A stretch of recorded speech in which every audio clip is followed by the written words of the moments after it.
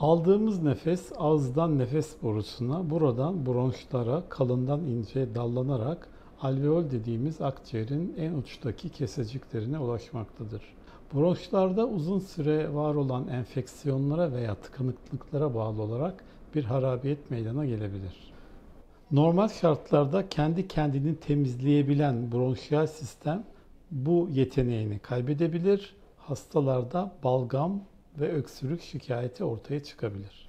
Bronşektazinin önemli bir bulgusu olan clubbing yani parmaklarda çomaklaşma ortaya çıkabilir. Eğer bu bulgular mevcutsa mutlaka bir akciğer uzmanına başvurulmalıdır. Bronşektazi neden ve nasıl ortaya çıkar?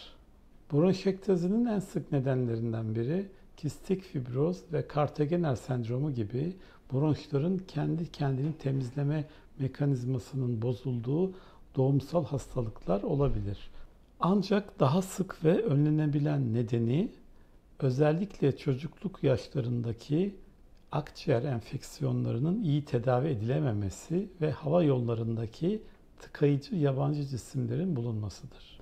Bu nedenle çocukluk çağında devam eden kronik öksürük iyi takip edilmeli, mutlaka bir hekim kontrolünde gerekli tedaviler yapılmalıdır. Bronşektazinin tanısı temel olarak hep var olan öksürük ve balgam şikayetlerinin yanında aralarda akciğer enfeksiyonlarının alevlenmesi ve çekilen bilgisayarlı tomografi görüntüleriyle konur.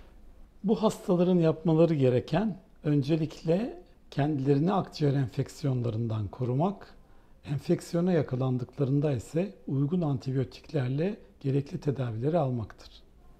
Bronşektazi hastalığı bazı durumlarda akciğerin çok sınırlı bir alanına lokalize olabilir.